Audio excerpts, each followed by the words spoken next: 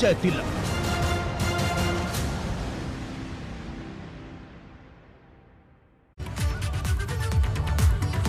नमस्कार, स्वागत है आपका। आप देख रहे हैं एबीपी गंगा। मैं हूं आपके साथ प्राची पाराशर। प्रदेश 360 की शुरुआत बड़ी खबर के साथ करेंगे और बड़ी खबर यह है कि ईवीएम की सुरक्षा को लेकर समाजवादी पार्टी ने निर्देश दिया है। सपा ने अपने जिला अध्यक्षों को, महानगर अध्यक्षों को निर्देश भेजा है। 10 मार्च तक स्ट्रांग रूम की सुरक्षा करें, पोलिंग बूथ पर पूरी तरह से सतर्क रहें, स्ट्रांग रूम के बाहर 24 घंटे निगरानी करें। ये समाजवादी पार्टी की तरफ से निर्देश जारी किए गए हैं अपने जिला अध्यक्षों को। और इसके साथ ही साथ ईवीएम की सुरक्षा को लेकर सपा ने अपने पदाधिकारियों को ये मैसेज दिया है, ये निर्देश दिया है कि स्ट्रांग रूम में सील होने के बाद निगरानी करें।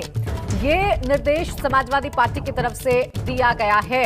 अनुभव मेरे सहयोगी जुड़ गए हैं ज्यादा जानकारी के साथ। अनुभव, तीसरा चरण आते आते अब पूरी तरीके से जो ईवीएम पर निशाना है वो समाजवादी पार्टी साध रही है और अब निर्देश है कि इसकी सुरक्षा करे, यानी सीधे तौर पर इशारों में हमला बोल रहे हैं सरकार पर। देखिए, बिल्कुल साफ तौर पर जो चिट्ठी लिखी है प्रदेश अध्यक्ष समाजवादी पार्टी के नरेश उत्तम पटेल ने, उसमें यही लिखा है जो जिला अध्यक्ष हैं, जो महानगर अध्यक्ष हैं, लगभग अगर हम कहें इनके जो संगठनात्मक जिले हैं वो लगभग 85 से 90 के बीच में है, तो उन सभी को चिट्ठी लिखा और ये कहा है कि 10 मार्च तक, यानी जब तक काउंटिंग ना हो जाए तब तक जहां जहां भी जिस फेज में चुनाव होते जा रहे हैं, ईवीएम स्ट्रांग रूम तक जा रही, तो आप उसके पीछे पीछे जाइए। जो पीठासीन अधिकारी लेके जा रहे हैं उनके पीछे पीछे जाइए।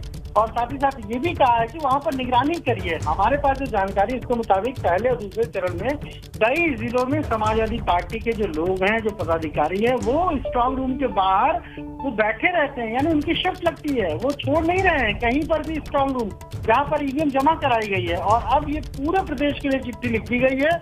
ये भी कहा है कि जो फॉर्म 7 होता है पीठासीन अधिकारी से, वो भी जरूर प्राप्त करें। फॉर्म 7 तब दिया जाता है जब ईवीएम स्ट्रांग रूम में रखी जाती है, उसमें सारी चीजें, उसका जिक्र होता है, नंबर्स का जिक्र होता है, तो वो भी लिखा है कि इसका उसे भी जरूर प्राप्त करें। तो कहीं ना कहीं ईवीएम को लेकर अब समाजवादी पार्टी हम कहें तो बहुत ज्यादा चिंतित नजर आ रही है और इसीलिए अपने पदाधिकारियों को निर्देश जारी। बिल्कुल, देखिए ईवीएम पर घमासान उत्तर प्रदेश में भी देखने को मिलेगा, ये इस बात के संकेत तो कम से कम है। अनुभव, शुक्रिया आपका तमाम जानकारी के लिए।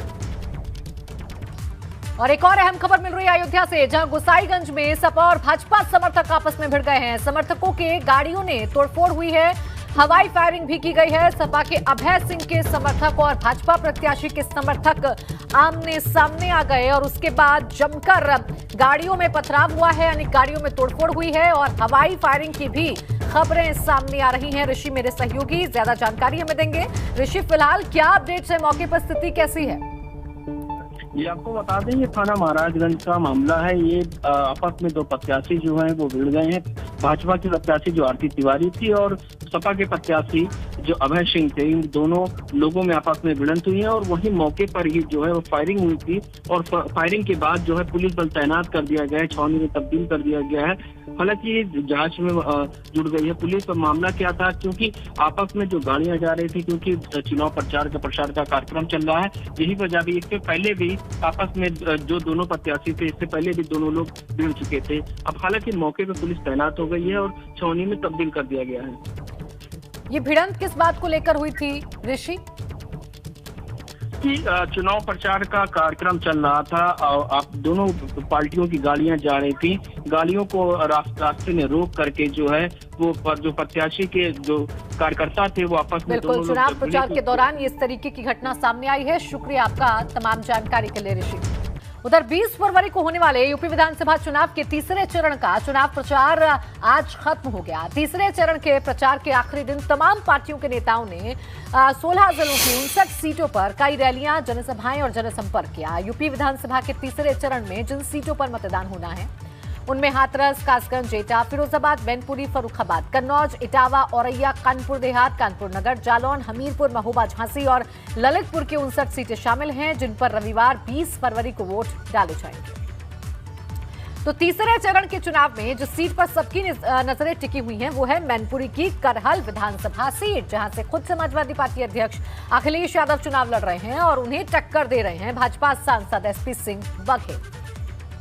अब देखिए, ऐसे में समाजवादी पार्टी का गढ़ होते हुए भी भाजपा ने एसपी सिंह बघेल को उतारकर करहल की लड़ाई को बेहद दिलचस्प बना दिया है। लेकिन तीसरे चरण में वो 6 मंत्री कौन से हैं जिनकी प्रतिष्ठा दांव पर लगी हुई है, वो आप टेलीविजन स्क्रीन पर देख रहे हैं। कानपुर की महराजपुर सीट से कैबिनेट मंत्री सतीश महाना की साख दांव पर है, तो कानपुर की कल्याणपुर सीट से नीलिमा कटियार मंत्री हैं, उनकी साख दांव पर है। ललितपुर की महरौनी सीट से राज्य मंत्री मनोहर लाल कोरी ये भी दिग्गज हैं जिनकी साख दांव पर लगी हुई है तीसरे चरण के चुनाव में। इसके अलावा बात अगर हम करें मैनपुरी की, तो यहां से भोगांव सीट से कैबिनेट मंत्री राम नरेश अग्निहोत्री की साख दांव पर है। औरैया की दिव्यापुर सीट से राज्य मंत्री लाखन सिंह जो हैं उनकी साख भी दांव पर है। सिकंदरा सीट से राज्य मंत्री अजीत पाल की प्रतिष्ठा भी दांव पर लगी हुई है। तो देखिए, 20 फरवरी को यूपी विधानसभा चुनाव के तीसरे चरण में जिन 16 जिलों की 59 सीटों पर वोटिंग होनी है, वो यूपी विधानसभा की करीब 15% सीटें हैं। तीसरे चरण में आने वाली 16 जिलों में से 9 जिलों में यादव वोटर प्रभावी हैं, जबकि सभी 16 जिलों में कुल 11% वोटर मुस्लिम वोटर भी नतीजे तय करने में खासा दखल रखते हैं। 2017 में इन 59 सीटों में भाजपा को 49 सीटों पर जीत मिली थी। इनमें अवध, पश्चिमी यूपी और बुंदेलखंड की भी कुछ सीटें शामिल हैं। तीसरे चरण की 59 सीटों में से 6 सीटों पर यूपी सरकार के मौजूदा मंत्रियों की साख दांव पर लगी हुई है, जिनमें से 2 कैबिनेट मंत्री हैं और 4 राज्य मंत्री। तीसरे चरण के चुनाव के लिए प्रचार खत्म होने के बाद अब जगह जगह मतदान की तैयारियां पूरी कर ली गई हैं। हमीरपुर जिले में 20 फरवरी को 972 बूथ पर मतदान होना है, जहां 8,11,049 वोटर हैं। इसे लेकर सुरक्षा के भी कड़े इंतजाम किए गए हैं। 571 बूथ पर वेबकास्टिंग रहेगी। सुरक्षा के लिए 18 फ्लाइंग स्क्वाड, 19 एसएसटी टीम के साथ 4 निगरानी टीम भी बनाई गई हैं। हर बूथ पर 2 हेल्प डेस्क और दिव्यांग मतदाताओं के लिए व्हील चेयर का इंतजाम किया गया है। तो वहीं 29 कंपनी पैरामिलिट्री फोर्स और 4 कंपनी पीएससी के अलावा सिविल पुलिस की भी व्यवस्था की गई है। मतदान प्रक्रिया संचालित होगी और मतदान सकुशल, निर्विघ्न, शांतिपूर्वक, भयमुक्त वातावरण में कराने के लिए हम लोगों ने सारी तैयारी कर ली है। हमारे सेक्टर मजिस्ट्रेट, जोनल मजिस्ट्रेट, हमारी पोलिंग पार्टी सबको ड्यूटी मिल चुकी है। ट्रेनिंग हम लोगों ने बहुत अच्छी कराई है। पूर्वांचल की राजनीति में खासा दखल रखने वाले गाजीपुर के अंसारी परिवार ने अपनी राजनीतिक विरासत अगली पीढ़ी के हाथों में सौंप दी है। अंसारी बंधुओं में सबसे बड़े भाई और पूर्व विधायक सिगबतुल्ला अंसारी ने गाजीपुर की मोहम्मदाबाद सीट से अपना नामांकन वापस ले लिया है।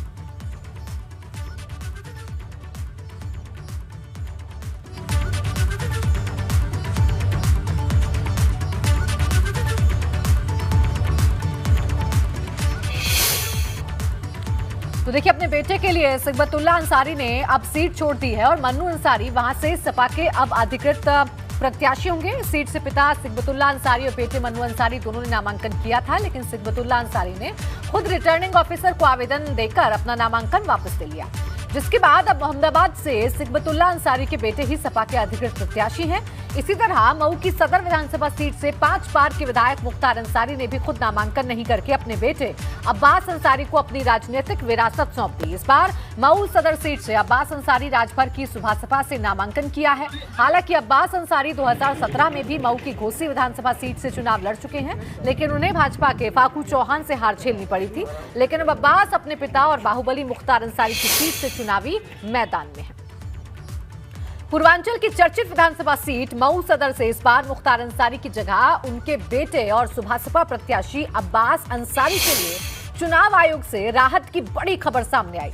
अब्बास अंसारी के 2 सेट का नामांकन खारिज होने के बाद अब चुनाव आयोग ने उनके 2 पर्चों को स्वीकार कर लिया है।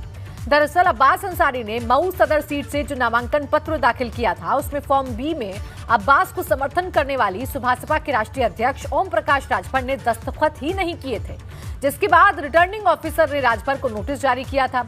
इसी के चलते कल अब्बास अंसारी ने 2 सेट में फिर से पर्चा दाखिल किया, जिसे चुनाव आयोग ने स्वीकार कर लिया। वहीं सीएम योगी ने आज चौथे चरण के लिए भी प्रचार किया। सीएम योगी ने उन्नाव में जनसभा को संबोधित किया।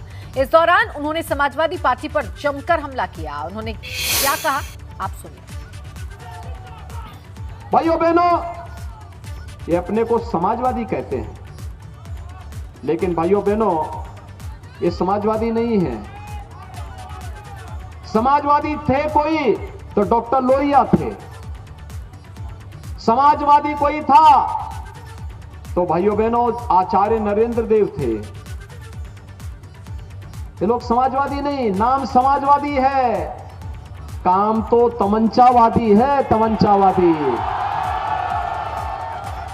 और सोच परिवारवादी। ये समाजवादी पार्टी नहीं, ये दंगावादी पार्टी है। नाम समाजवादी, काम दंगावादी और सोच केवल अपने स्वयं के परिवार तक सीमित है। और इसीलिए विकास की कोई सोच न होने के कारण पूरे प्रदेश को अराजकता की जिस भट्टी में इन्होंने सोच फेंकने का काम किया था, उसकी कीमत को लंबे समय तक प्रदेश ने चुकाया है। यूपी विधानसभा चुनाव के प्रचार में इन दिनों एक और गीत जोर शोर से गूंज रहा है। इन दिनों भाजपा की जनसभाओं में गायक रॉकी मित्तल का एक गीत खूब सुनने को मिल रहा है। आज लखनऊ में भाजपा उम्मीदवार रजनीश गुप्ता के समर्थन में सीएम योगी आदित्यनाथ की जनसभा के पहले रॉकी मित्तल के इस गीत पर जनसभा में मौजूद लोग जमकर झूमे। सुनिए भाजपा का ये चर्चित चुनावी गीत।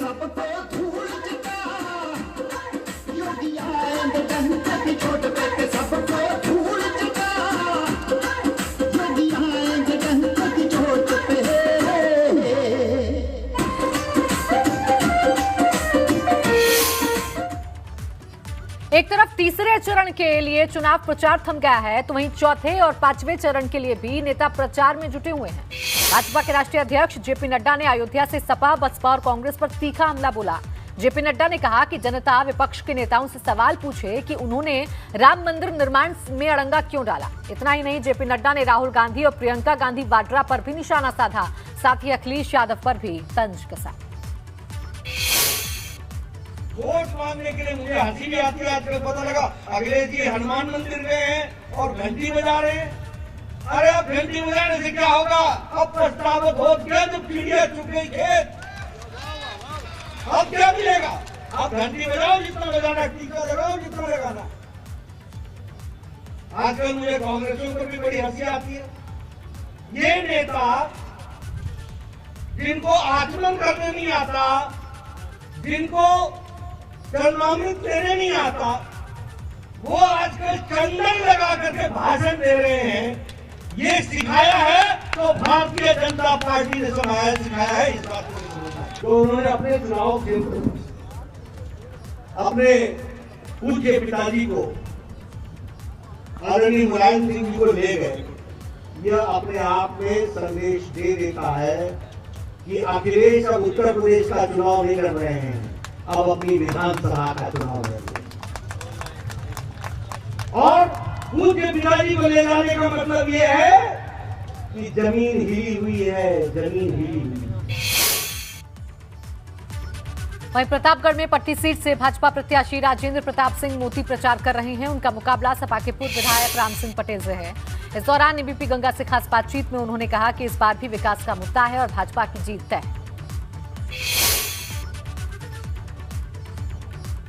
मोदी जी के चेहरे पर, योगी जी के काम पर और भाजपा चुनाव चिन्ह पर आंधी बीजेपी की चल रही है और जनता चुनाव बीजेपी के समर्थन के लिए मांग रही है। यह है मेरे 40 वर्ष के राजनीतिक जीवन का पहला दृश्य है, अद्भुत दृश्य है, अनोखा दृश्य है, जब मतदाता खुद बीजेपी के लिए मत मांग रहा हो अपने साथी मतदाता से। यूपी के डिप्टी सीएम केशव प्रसाद मौर्य कौशाम्बी जिले की सिराथू विधानसभा सीट से चुनावी मैदान में हैं। यहां उनके खिलाफ सपा गठबंधन की उम्मीदवार के तौर पर अपना दल की पल्लवी पटेल चुनाव लड़ रही हैं। उनका दावा है कि वो यहां की बहू हैं और जनता उन्हें जीत दिलाएगी। जबकि भाजपा की ओर से प्रत्याशी केशव प्रसाद मौर्य पहले से ही खुद को सिराथू का बेटा बताकर जीत का दावा कर रहे हैं। रिश्तों की दुहाई देकर वोट मांगने वाली सिराथू की सियासी लड़ाई काफी दिलचस्प हो गई है। निश्चित तौर से 2012 की तैयारी तो निश्चित तौर से बहुत कठिन थी, लेकिन जनता का जो आशीर्वाद है, कार्यकर्ताओं का जो परिश्रम है और जो डबल इंजन की सरकार, केंद्र और प्रदेश सरकार के माध्यम से जो 5 साल से काम है, उसके आधार पर सिराथू में ऐतिहासिक अंतर से कमल खिलेगा, ऐसा मेरा पूरा विश्वास है। मुझे ऐसा लगता है कि चेहरा सिर्फ मेरा है और यहाँ पर लोकतांत्रिक देश है और ऐसे में यहाँ के उप मुख्यमंत्री के सामने यहाँ एक प्रत्याशी नहीं बल्कि जनता चुनाव लड़ रही है। मेरा गांव है यहाँ पर, मेरा ससुराल है और मेरा ये मानना है कि जब घर का बेटा निकम्मा साबित हो जाए, परिवार के लिए कुछ कर ना पाए, तो ऐसे में घर की बहू बेटियां आगे निकल करके दहलीज क्रॉस करके अपनी जिम्मेदारियां परिपक्व तरीके से निभा सकती हैं। पुलिस और राजस्व विभाग की टीम ने डीएम के आदेश पर सपा नेता और नगर पालिका चेयरमैन अब्दुल मन्नान के खिलाफ बड़ी कार्रवाई की है। पुलिस प्रशासन ने गैंगस्टर एक्ट में कार्रवाई करते हुए 1 करोड़ 74 लाख की संपत्ति कुर्क की है। चेयरमैन और उनके परिवार के भाइयों और पत्नी के नाम से 2 प्लॉट और 1 शोरूम को कुर्क किया गया। राज्य के अहमदाबाद सीरियल ब्लास्ट मामले में कोर्ट ने 49 दोषियों को सजा सुनाई है, जिसमें 38 दोषियों को फांसी की सजा सुनाई गई है, जबकि 11 दोषियों को आजीवन कारावास की सजा सुनाई गई है। जिन 38 दोषियों को फांसी की सजा सुनाई गई है उसमें यूपी के 8 लोग शामिल हैं, जिसमें आजमगढ़ के 5 लोग शामिल हैं। इसमें आजमगढ़ का मास्टरमाइंड अब्दुल बशर भी शामिल है। वहीं मेरठ, बिजनौर, बुलंदशहर का एक दोषी भी शामिल है। आजमगढ़ के रहने वाले दोषियों के नाम अबू बशर, मोहम्मद आरिफ, मोहम्मद सैफ, जीशान अहमद, शैफुर रहमान है।